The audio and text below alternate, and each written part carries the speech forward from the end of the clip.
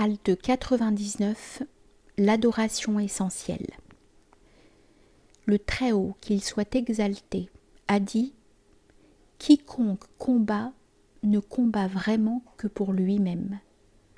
En vérité, Allah se passe absolument des mondes. » Sourate 29, verset 6. Le jihad, le combat, ici a un sens plus général que le jihad mineur, la guerre, dont les modalités ont été définies par les juristes comme la lutte du musulman contre le mécréant pour faire prédominer la parole d'Allah. Il a aussi un sens plus général que le jihad majeur, le combat majeur consistant à combattre l'âme et la passion pour se conformer aux injonctions et interdictions divines grâce à la pratique pénible des disciplines spirituelles extérieures et intérieures. Ce dernier jihad est évoqué dans la parole du prophète à ses compagnons. Nous sommes revenus du combat mineur pour aller au combat majeur. Dans ce verset, en fait, le Très-Haut nous informe que celui qui agit ne le fait que pour lui-même, c'est-à-dire pour sa réalité essentielle, celle qui fait qu'il est ce qu'il est.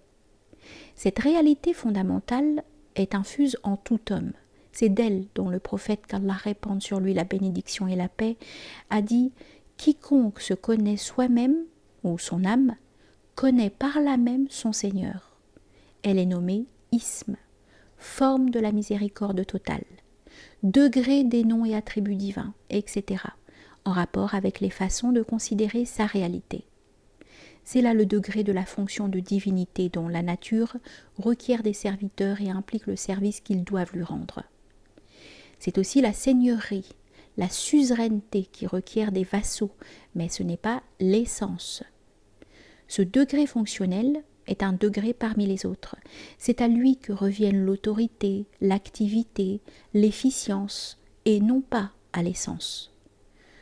Ce degré et les autres n'ont pas de réalité déterminée qui soit surajoutée à l'essence.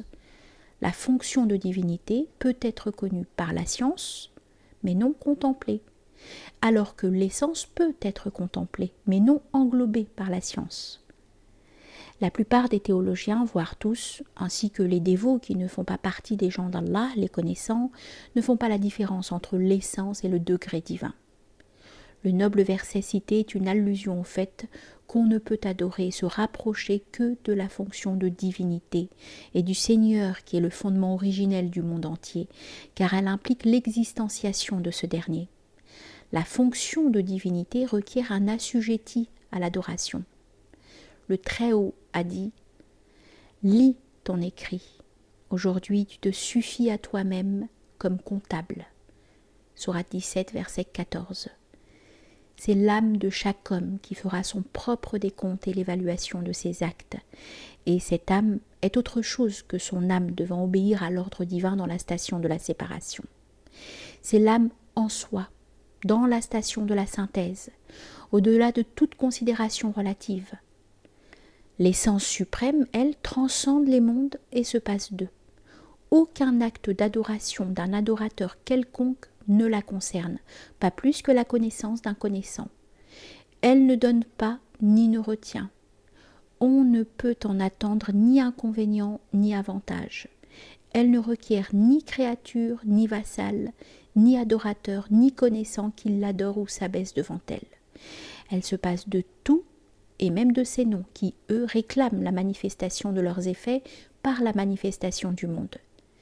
Cette essence est nommée l'un ou Allah, d'où le fait que certains considèrent ce dernier nom comme un nom original non qualifié et ne dérivant de rien.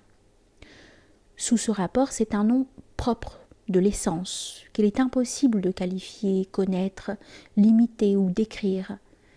Une tradition prophétique dit « Pas de but à viser au-delà d'Allah, car il transcende tous les degrés et au-dessus de tous ces degrés, il n'y a que l'essence. » C'est cela qu'indique le verset cité plus haut. L'ordre divin n'a de raison d'être que dans le cas d'un être qualifié, adorant une divinité qualifiée. C'est le service dû par le vassal au Seigneur ou l'adoration du serviteur due à la divinité. Ainsi, le Très-Haut, dit-il, « Il ne leur a été commandé que d'adorer un Dieu unique. » Sourate 9, verset 31. Tout ordre dans le Coran, concernant la reconnaissance de l'unité et la pratique adorative, se réfère à ce degré, le degré de la fonction de divinité, et non à l'essence. Celui qui professe que le nom Allah est qualificatif ou qu'il dérive de ceci ou cela, fait de ce nom le nom de la fonction de divinité. Son emploi dans le Coran permet de le considérer comme nom de l'essence ou comme nom de la fonction de divinité. Lorsqu'on estime qu'on ne peut se caractériser par le nom Allah, on fait référence à l'essence. Et lorsqu'on estime qu'on peut se caractériser par le nom Allah, parce qu'il est comme les autres noms, c'est qu'on fait référence à la fonction de divinité. Si parmi les adorateurs, quelqu'un dit qu'il prie, jeûne ou fait telle chose vraiment en l'honneur d'Allah ou de l'un, son adoration ne sera pas acceptée s'il a en vue l'essence indépendante des mondes, car l'essence ne reçoit pas cette adoration, et l'unité absolue la rejette. Sa réalité, en effet, n'accepte pas quelque chose d'autre, adorateur ou connaissant avec elle. Si quelqu'un adore l'un ou Allah en tant que nom propre de l'essence, on ne peut parler pour lui ni d'adoration ni d'œuvre, car celles-ci n'ont pas d'objet dans ce cas. Il y a cependant des hommes qui font partie de l'élite, dont l'adoration se rapporte à l'essence, car lorsque leurs âmes se dévoilent à eux et qu'ils les connaissent, ils voient qu'ils tirent leur réalité d'un autre. Leur vision d'eux-mêmes leur procure une adoration essentielle. Il ne s'agit pas d'une adoration du degré divin comme pour les autres, car leur connaissance est contemplation. Elle n'est pas de l'ordre de la science comme dans les autres cas. Il s'agit des athées dont a parlé El-Junayd, qu'Allah soit satisfait de lui, lorsqu'il a déclaré « Le véridique n'est pas sincère tant qu'il ne contemple pas qu'il est athée en ce qu'il est sincère. » Celui qui accède à cette station sans faire partie de ceux qui l'ont réalisée périt. Si quelqu'un dit qu'il prie, jeûne ou fait telle chose en se fondant sur la réalité de la seigneurie et de la servitude, celui-là verra son œuvre adorative acceptée. Le bienheureux allie les deux. Méfie-toi de penser que nous sommes de ceux qui font dire au texte ce qu'il ne dit pas.